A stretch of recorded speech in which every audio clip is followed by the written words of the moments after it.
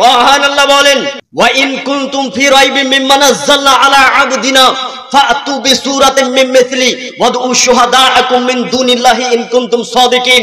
আমি আল্লাহ তোমাদেরকে বলছি, শোনো, তোমরা যারা আমার এই কিতাবের ভিতরে তোমরা যদি কেউ সন্দেহ যদি আনতে চাও, তাহলে আমি আল্লাহ তোমাদেরকে বলছি, শোনো শোনো শোনো, তোমাদের যারা সাক্ষী, তোমাদের যারা বিজ্ঞানী, তোমাদের যাদের পুরোহিত, যাদেরকে তোমরা খুব বেশি উঁচু লেভেলের মনে করো, সমস্ত বিজ্ঞানী, শুধু তুমি নয়, তোমাদের গোটা বংশকে তোমরা ডেকে নিয়ে আসো, আমি আল্লাহ ব্যতীত তোমরা সবাইকে ডেকে নিয়ে আসো। যদি তোমরা সত্যবাদী হও, তাহলে তোমরা কোরআনের একটি সূরা ওইরকম করে এনে দেখাও তো। আল্লাহ চ্যালেঞ্জ করে রেখেছেন সূরা বাকারাতে, এনে দেখাও।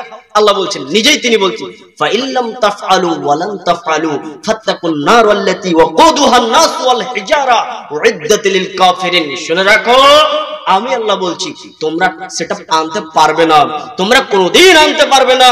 তাহলে তোমরা ভয় করো সেই আগুনকে, যেই আগুনের ইন্ধন হবে মানুষ এবং পাথর। উইদ্দাত লিল কাফিরিন, আমি আল্লাহ কাফেরদের জন্য প্রস্তুত করে রেখেছি।